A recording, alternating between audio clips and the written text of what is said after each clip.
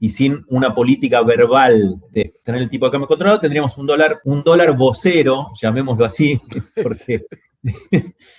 Y ese dólar vocero no es un drama para la inflación, ni mucho menos, y creo que la economía argentina funciona mejor en sectores como construcción, etcétera. Quizás lo he dicho en este programa, pero un tema clave es, lo decía Riasu en su conferencia también, él calculaba que los argentinos tenemos ahorrados 5 PBIs y que 4 PBIs, o sea, el 80% de eso es riqueza dolarizada.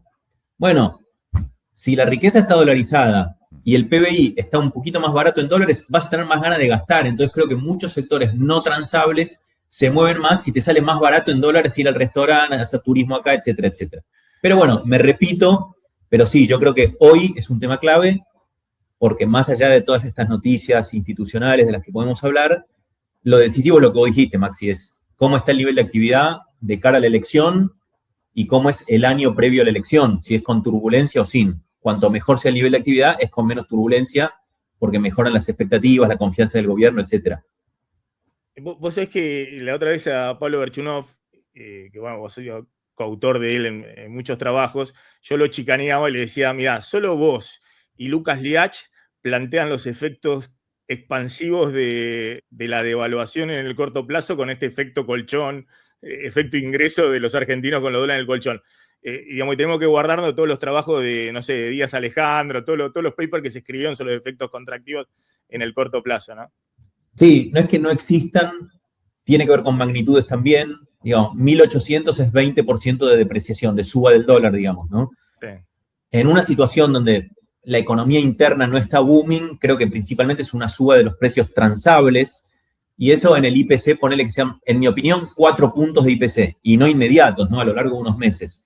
Entonces, yo pagaría 4 puntitos repartidos en 6 meses de inflación contra tener un tipo de cambio real que en el año electoral te empieza a mover sectores. Pienso mucho en la construcción. O sea, lo que vos decís de la situación política del gobierno en Buenos Aires, bueno, el conurbano se ha vuelto, es un lugar o de producción de servicios no transables, construcción, etcétera, muchos servicios personales, gastronomía, o de industrias sustitutivas de importación a la que también les pega el dólar bajo. Entonces, ayer charlaba con Pablo, por supuesto, esto lo charlamos mucho, pero ayer me decía Rafael Ditela, un tipo muy lúcido, no es solo el dilema tradicional entre inflación, nivel de actividad, sino que estás además en medio de un cambio estructural. Y me parece que ese es un argumento adicional para relajarse un poquito con el problema inflacionario. ¿Por qué lo digo? Si vos tuvieras la inflación cero, imagínate que es cero la inflación. Los sectores que están declinando y que enfrentan importaciones tienen deflación. Y sabemos que la deflación es contractiva. Entonces, por ahí, en un momento de cambio estructural, bueno, la inflación te ayuda a que los melones se acomoden sin tanta violencia, me parece, ¿no? La inflación, quiere decir una inflación de los niveles en que estamos hablando, ¿no? Que en vez de llegar a cero, pero bueno. Vos sabés que, no, pero es muy interesante lo que planteás, es que este Liach es el que me gusta, ¿no? El que está en Twitter a veces parece libertario. El otro día también le decía a Archonov, parece libertario, ¿viste? Fanático, agarra, ¿viste? Sí. Federico Sturzenegger, lo más grande de la historia de la humanidad y todas esas cosas, ¿viste? Pero te entretenés. Federico además es un amigo, uno se maneja mucho por los afectos. Me parece que te entretenés, porque claramente no sos el gordo dame en X, pero pusiste un tweet que me pareció muy bueno respecto a lo que hablamos de Arriazu, ¿no? Porque yo dije ayer, miren qué interesante lo que plantea Arriazu respecto al mediano plazo en Argentina, la transición, ¿no? Lo que dice, ojo con la transición. Y inmediatamente después dije, bueno, obviamente desde el punto de vista macroeconómico, yo no estoy de acuerdo con las ideas de Arriazu, creo que hubiesen sido un desastre mantener el crawling peg.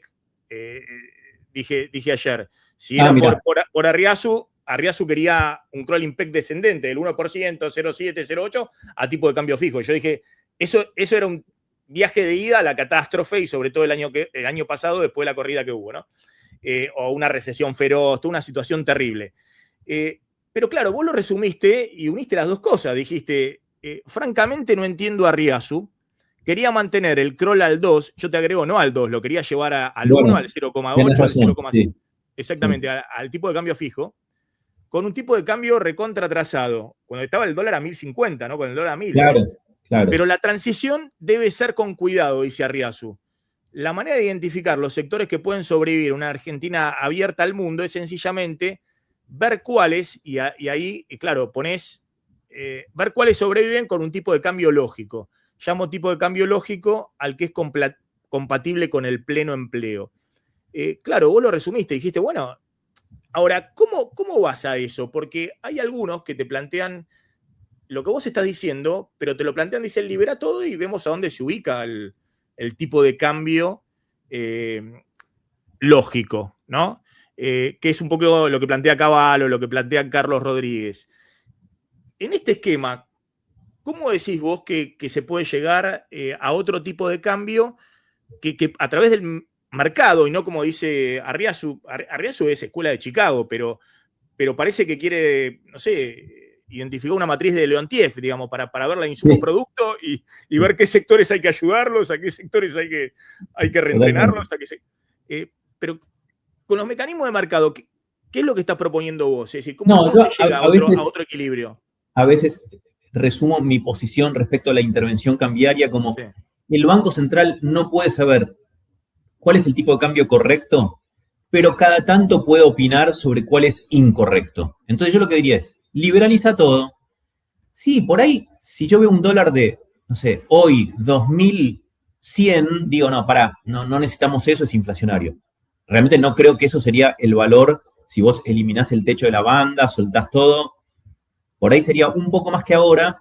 También, como digo, influye mucho la palabra. O sea, una cosa es estar diciendo, che, quiero el dólar tranquilo. Y ayer, por ejemplo, parecía que había intervenciones a 1500. No sé si eso, por lo menos había gente que estaba diciendo eso. Pero hay como una sensación de que el gobierno quiere un dólar medio bajo, de que quiere contenerlo ahí. Entonces, de nuevo, no sé cuál es el correcto, pero me da la impresión que ahora no estamos haciendo lo necesario para saber cuál es el correcto. Soltá los controles. Te lo vinculo también con lo del el cambio en la Carta Orgánica, ¿no? Que Milei dice, no queremos cobrar impuesto inflacionario, que es un impuesto no legislado, etc. Hay otro no legislado que es el cepo, ¿no? Es un impuesto a la exportación, o sea, cuando empieza a haber brecha, yo creo que debería, por Congreso, creo que ahí diferimos, Maxi, vos me parece un poco más intervencionista en términos de los controles, digamos, no tiene que haber controles de cambio, lo que no quiere decir que el Banco Central no intervenga cuando ve un tipo de cambio disruptivo. ¿El riesgo cuál es? Siempre el riesgo es el mismo, que el Banco Central intervenga, te agrego entre guiones, como hicimos nosotros, en tipos de cambio que no son de intervención. El dólar de 20 pesos de marzo de 2018 no es como le dices, este es un techo cambiario. Entonces yo creo que Argentina está para dar ese paso. Soltá el tipo de cambio. Yo, a ver, me preguntás a mí, creo que si haces el combo, y un poco sube el dólar.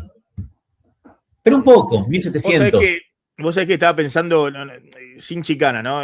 Vos decís, bueno, ese de 20 pesos no era de equilibrio. Sí. Yo me acuerdo de haber hablado con Federico, diciéndome que ese dólar, es más, iba a mantenerse así, pero hablado no en público. Federico, así que no me estás chicaneando. No en público, pero estaba convencidísimo y además se sorprendió cuando en abril estuvimos justo en la cumbre del FMI ahí en Washington y estuvimos hablando bastante y estaba sorprendidísimo esa semana cuando apareció la corrida. Pero a lo que voy es, yo no soy en ese aspecto, después de haber visto el desastre absoluto que generó el cepo en la Argentina y la imposibilidad de acumular reserva con cepo, además es para que y la transferencia de ingresos brutal que ha habido de los sectores exportadores a los importadores y de la sociedad que no podía comprar los dólares al oficial a ciertos sectores de transables.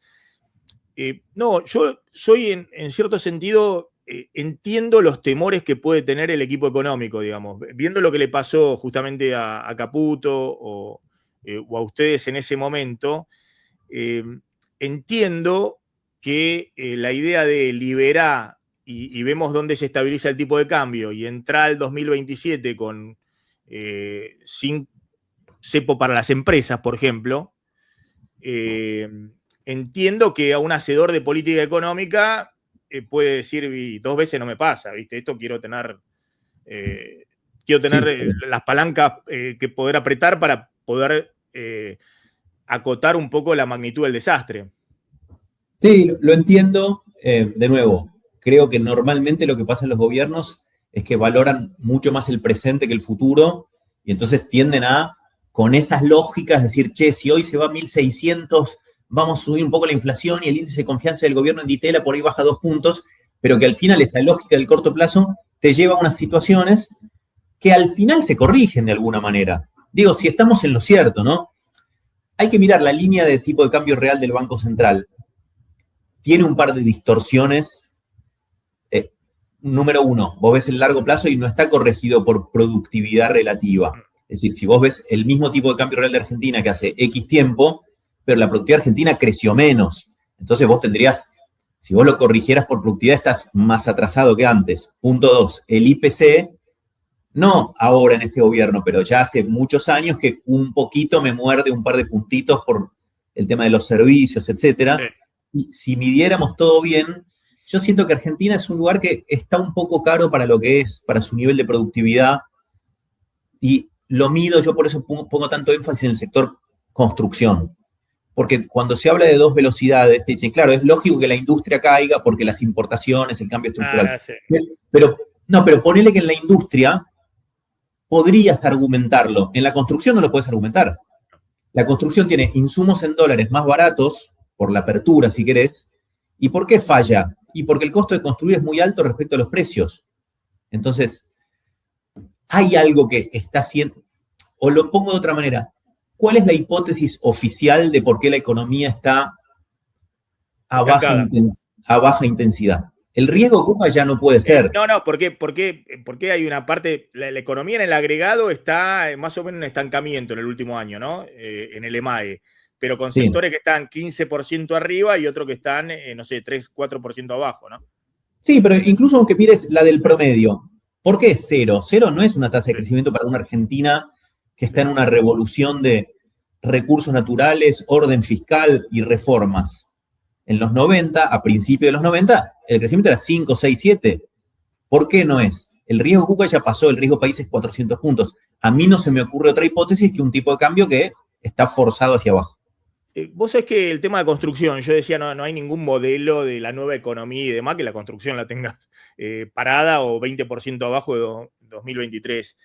Pero yo creo que ahí lo que le falló al gobierno es justamente esto, de generar un shock de confianza enorme que entre en todos los dólares del colchón, que es lo que postaba, no sé si vos hablaste en algún momento, pero el gobierno estaba convencido que después de la elección pasada, el riesgo país se iba a 300 puntos, iba la refinanciación, entraban los dólares del colchón, y eso creo que era la apuesta para que, a estos precios se revaluara todo, digamos, la construcción, claro.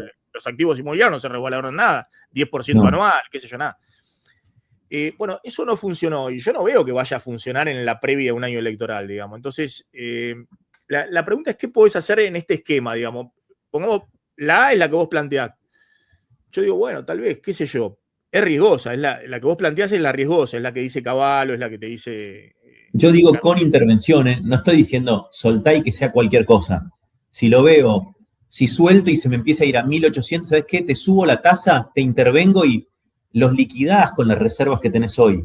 Y cambia de repente la Argentina con 20 puntos de competitividad más. Sí, o por ahí vos decís, bueno, che, si ven que hay un poquito más de demanda que de oferta, no estén dando cobertura con dólar link, con toqueteando con el futuro y demás, que se vaya acomodando, digamos. Eso es lo que estás planteando dentro de... ¿Quieren tener las bandas? Bueno, la banda está en 1850, digamos. Déjenlo que verá dónde se acomoda. La banda, sí. Pero bueno, más allá de eso, ¿qué se puede hacer?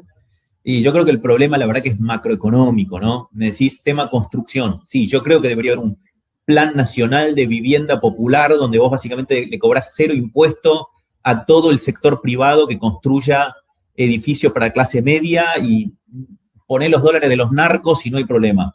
Pero no te va a mover el amperímetro. O sea, creo que habría que hacer eso, que es un gobierno, para mis gustos, excesivamente poco intervencionista en cuestiones, digo, todos creemos que tiene que haber una política de vivienda, me parece, o casi todos. Por supuesto, no como la que hubo en Argentina, ¿no? Creo que algo te podría mover, pero la frazada es corta sin un cambio en la macro, ¿no? Vos mencionabas otro tema antes que es, si querés, el hangover, no el monetary hangover, sino la resaca del endeudamiento del año pasado por las altas tasas, la mora, etcétera. Ahí tenés otra avenida, que de nuevo veo que la solución es más macro, que es tener un corredor de tasa de interés, o sea, que sea más estable la tasa. Ayer de nuevo viste que la caución sube porque chupan tanto, todo eso por una especie de obcecación de no poner una tasa de interés. No digo que tengas metas de inflación, porque a veces se vincula manejar la tasa de interés con tener metas de inflación. No, fijar la tasa de interés, entonces para los bancos es mucho menos riesgoso prestar. Y no entiendo qué ganás con un sistema de inestabilidad de tasa, que después tampoco es tan inestable, porque en la práctica la verdad que tratan de que la tasa sea estable. Pero de nuevo, es macro. Te pregunto a vos que estuviste en el Banco Central, ahí hay dos cosas, ¿no? Una, nosotros charlamos, no sé si lo viste con el CEO de Galicia, y él dice que todavía hay un tema de encajes. Lo dijo también Arriazu, dice que hay que bajar los encajes no remunerados, que siguen estando muy elevados y demás. Y el de Galicia también decía, bueno, yo también tengo la expectativa de cuál va a ser la tasa del año que viene. Claro. Digamos, porque si se me va a 100% de nuevo, yo estoy prestando a 2, 3 años, no puedo prestar al 35%, que sería lo lógico a unos puntos por arriba de la inflación, 10 puntos, 15 puntos arriba de la inflación. Tener un sistema de tasa de interés no implica que no puedan subir las tasas, pero van a ser mucho más, porque si sube la inflación, digo, lo que hacen los bancos centrales del mundo es si me sube la inflación, subo la tasa, ¿no? Pero más o menos, creo que tiene dos ventajas. Primero, es más estable la tasa que en el sistema actual. Y segundo, existe una función de reacción. ¿Qué es una función de reacción? Que el público ve cómo reacciona el Banco Central ante noticias, principalmente noticias de la inflación. De nuevo, aún sin tener un sistema de metas de inflación, uno puede tener a Bausili diciendo, bueno, vimos que la inflación no está bajando a la velocidad que queremos, aunque no diga un número, pero ponerle que el objetivo sea que cada trimestre la inflación sea menor que la anterior. Algo tranqui, ¿no? Y vos ver al Banco Central reaccionando a eso. Creo que sería un sistema más comprensible de política monetaria. No es que estás sacrificando instrumentos, y creo que sería más estable para el entorno financiero y para lo que te decía el de Banco de Galicia. Coincido además con lo de los encajes. Yo no creo mucho en los encajes, tendría que pensarlo mejor. Hay países como Australia que ni tienen encajes, ¿no? Pero tengo una pregunta, todas esas políticas más flexibles en lo monetario, ¿no? Lo que dice Melconian, dice, no, yo estoy de acuerdo que siga el cepo para las empresas, pero hay que monetizar, que el Banco Central compre los dólares y que no salgan a retirar los pesos con el Tesoro o el propio Banco Central. Ahora, todo eso no tiene un riesgo mayor en términos cambiarios e inflacionarios. Sí, yo creo que yo quería fijar una tasa de interés, empezar por donde está ahora, soltar el tipo de cambio, decir voy a tener una política antiinflacionaria con la tasa de interés, vas viendo qué pasa. Yo creo que sería optimismo financiero, o sea, ir como una nueva etapa donde se entiende más la política monetaria, y después vas viendo, ¿sí? Si ves que realmente el dólar se te fue a 1800, bueno, podés corregir, pero 1800 no hay ningún problema, no se muere nadie, y digo, estamos muy... Lo que a mí me apena y pongo tanto énfasis, justamente porque valoro todo lo que se hizo, no por lo contrario. O sea, yo siento que estamos muy cerca de una normalización macro y que tenemos como esta parte monetaria menos clara. Creo que el presidente influye mucho ahí, digamos, con sus ideas más, si querés, monetaristas tradicionales de fijar la cantidad de dinero, etcétera. Y me apena porque creo que algún costo tiene todo eso, ¿no? Sobre todo si el costo llega a ser un nivel de actividad que te pone en riesgo la elección. Y dejarle al PJ, hoy ponía, mirá si le dejas al PJ, que conocimos estos 20 años, ¿no? Equilibrio fiscal, una economía reformada, el RIGI, te pegas un tiro. O sea, es que yo siempre cuento últimamente algunas anécdotas, hablo mucho con empresarios, ¿no? Algunos son conocidos, amigos, y otros por cuestiones profesionales, charlas y esas cosas, pero de pymes que... del sector transable, mucho del sector textil. Tengo muchos amigos de la Cole, del sector textil, digamos, claro, de secundario y demás. Sí. Macrista en su momento ultranza, mileístas a ultranza. Uno me contaba el otro día que estaban en la asociación, no sé de dónde, de ahí de empresarios, 100% habían votado a Milei y hoy todos esos pymes estaban muertos, ¿no? Y otro el otro día me da unos números, me dice, mirá, yo el último año no aumenté los precios, cero. Vos me decís que la inflación fue 30, pero a mí me subió 80% la luz, me muestra 23 millones de pesos por mes la luz, 5% me subió el último mes. Yo tengo la rentabilidad, estoy por debajo, bajé de 150 a 80 empleados, me comí toda la rentabilidad, no tengo nada de rentabilidad, pero no vendo aparte. No es que puedo en hacer volumen, ¿no? Y eso me cuentan en muchos sectores. Por eso te pregunto si eso es solamente un tema cambiario o si hay otra cosa para hacer. Y lo engancho, mira, acá tengo justo el tape de... Me sorprendió Arriazu planteando eso. Sí. Yo sé que cuando el gobierno dice, no, es la reconversión, es la nueva Argentina, es que todos vamos a irnos a Vaca Muerta, a trabajar allá y demás, todos los gobiernos hacen un relato, digamos. Yo lo que digo, explícame dónde está en la reconversión a la nueva Argentina, que no te arranque la construcción o que... Pero Arriazu dice, algunos de los sectores que pensamos que no son viables, pueden serlo si vos ves la transición, ¿no? Y ahí no dejan claro qué es lo que se podría hacer, pero escúchalo, mirá. Usted mencionó, bueno, una industria textil que no es competitiva tiene que desaparecer. Mi posición no es exactamente esa. Digamos, claramente el proteccionismo en la Argentina causó que el país no crezca, etcétera, etcétera. Pero el que invirtió y el que es empleado no es el culpable de que a él le hayan puesto esas condiciones. Entonces, la transición hay que estudiarla con mucho cuidado. Ejemplo. Uno, el que va a desaparecer inexorablemente, tiene que desaparecer. Pero hay sectores que están sufriendo hoy y que no tienen por qué desaparecer. Eso hay que identificarlo. Segundo, obviamente al trabajador hay que entrenarlo para que pueda conseguir otro trabajo. Pero no es un entrenamiento cualquiera general, sino ligado a dónde van a estar los trabajos. Entonces, hay experiencia de otros países que nosotros tenemos que estudiar y aprender, justamente para evitar decir, bueno, problema, esto se arregla solo. No. Si se arregla solo, digamos, y después te viene el péndulo y se acabó. Está preocupado, obviamente, por el péndulo, ¿no? Pero es raro verlo a Arriazu diciendo, cuando dice se arregla solo, está diciendo se arregla por el mercado, ¿no? Pero es raro verlo a Arriazu diciendo esto se arregla de otra manera.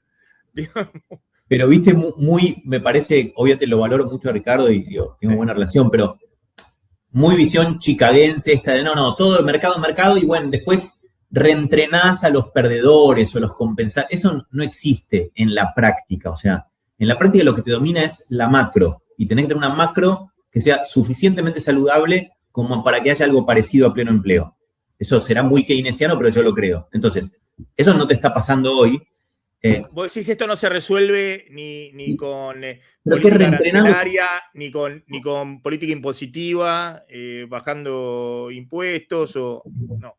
Pensá que el margen, compará una devaluación de 10%, que es 10%, y en términos de rentabilidad más de 10%, porque te sube el precio 10 y por ahí, entonces lo que te sube la rentabilidad es más, contra, bueno, una baja del impuesto al cheque, ¿cuánto es eso? Tiene costo fiscal. Entonces, me parece muy, digamos, voluntarista si querés pensar que esas soluciones micro te resuelven un problema que es macroeconómico. Coincido sí con la descripción que hace Ricardo de tener los sectores que están ganando, los sectores que están perdiendo y lamentablemente en una Argentina normal van a perder, y el problema son que este set de políticas hace que algunos sectores que pueden tener chances igual estén en problemas. Yo creo que, me repito, pero creo que el motivo de ese es cambiario. Sin embargo, es interesante porque a veces uno simplifica el tema de sectores, ¿no? Tomemos textil. Bueno, toda la reforma también te baja el costo de muchos insumos, de los hilados.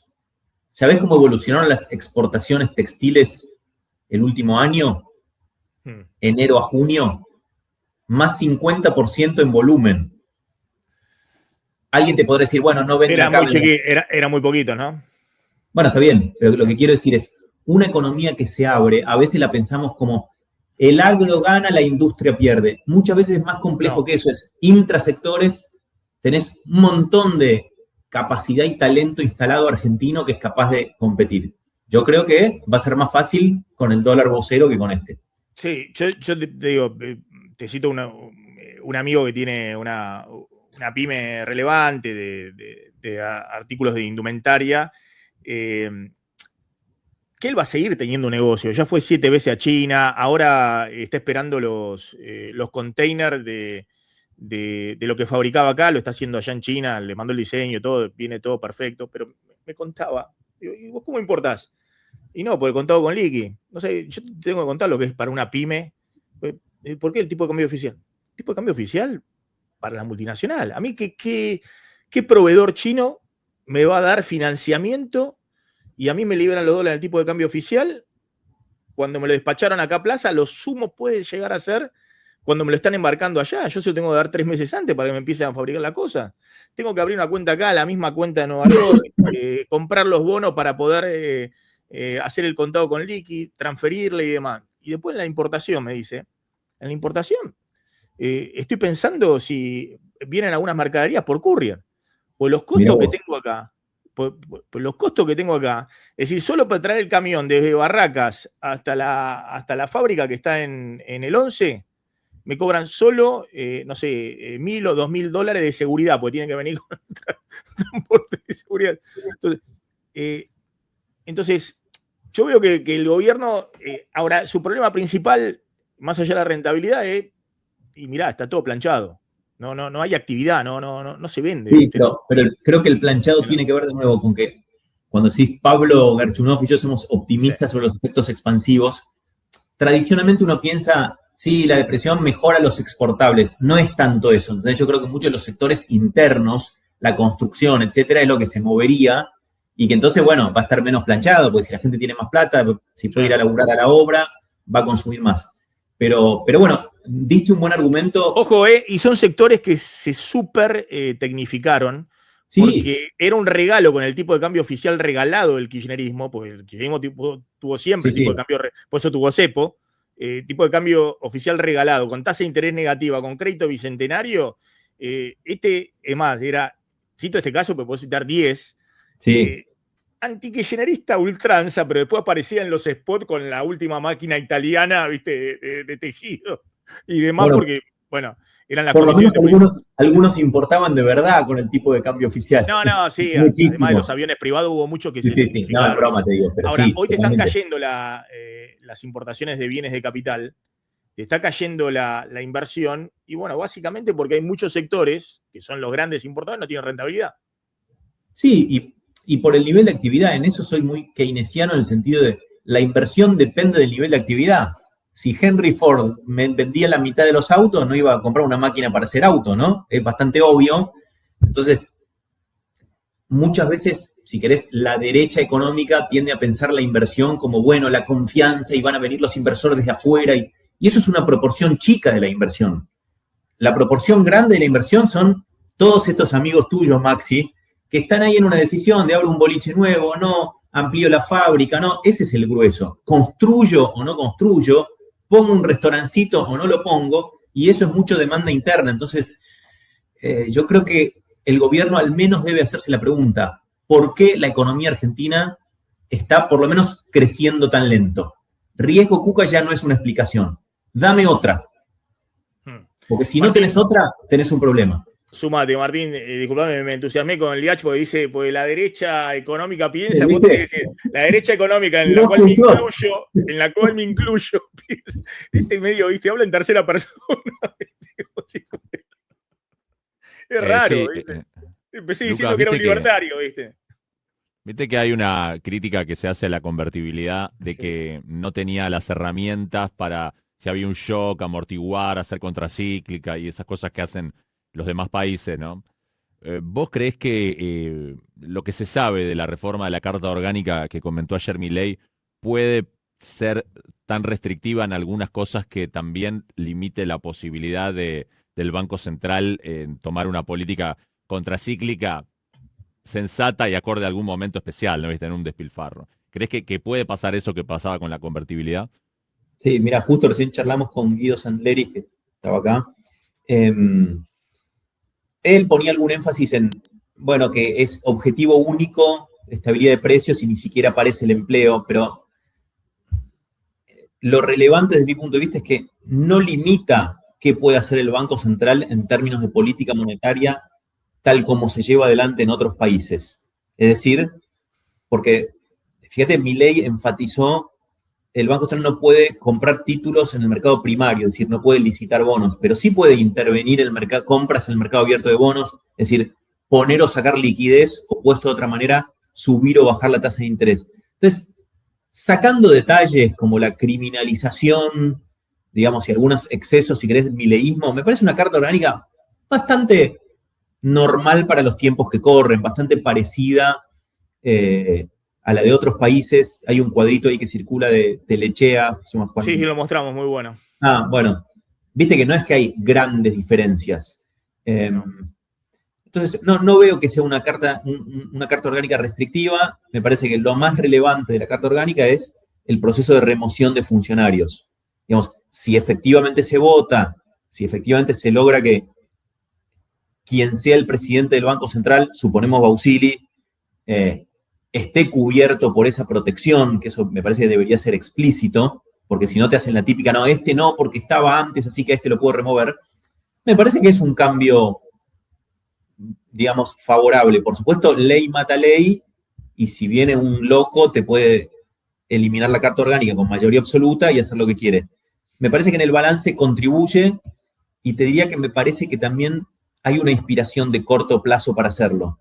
Es poco lo que este gobierno puede hacer para blindar el futuro, porque el futuro quizás no es el mismo. El 2027, sí.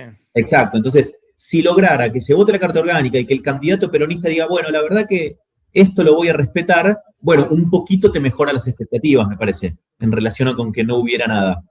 Entonces, me pareció una buena noticia, además de que políticamente era un gobierno muy, digo, tuvimos Adorni y Copa del Mundo, y es como que medio desaparecido en acción el gobierno en términos de presencia política, etcétera, ¿no? Y creo que esto lo pone de nuevo adelante, ¿no? Sí. Martín, la última. Sí, Lucas, ¿vos creés que las cosas que está haciendo el gobierno en términos de comprar dólares, de despejar de vencimientos en dólares, digamos, el calendario de explicitar el programa financiero, de limpiar de vencimientos en pesos el periodo que va de julio a noviembre, que de ahí hay un hueco cuando miras el perfil, no vence nada? ¿Todo eso es suficientemente robusto como para llegar al periodo electoral del año que viene sin el desastre del año pasado? Creo que al final va a depender mucho del nivel de actividad, y si la cosa no está bien, las encuestas no están bien, etcétera, vas a tener problemas. Dicho esto, obviamente es un muy buen trabajo. Yo lo llamo un proceso de especificación de deuda en la práctica, porque como funciona es el Banco Central compra reservas con pesos, el Tesoro absorbe esos pesos con deuda pública. Entonces, esas reservas que después el Tesoro va a comprar para repagar deuda en dólares, fue a cambio de que emitió deuda en pesos. En el balance, lo que ocurre en la hoja de balance del Tesoro es menos deuda en dólares, o menos, digamos, un sendero menos cargado de dólares y más de peso, lo cual me parece un proceso saludable por el que pasó casi toda América Latina en las décadas pasadas, ¿no? Así que me parece que están muy bien en esa dimensión. Sí, sí, también estaría bueno que en algún momento ya el gobierno, bueno, con estas movidas y demás, ya está, que defina, va a haber un banco central, se está buscando fortalecer al peso, digamos, tener una moneda, digamos, que termine con todas esas cosas de campaña política, ¿no? Desaparece el Banco Central, el peso no es importante, qué sé yo, ¿no? Porque justamente está haciendo todo lo contrario.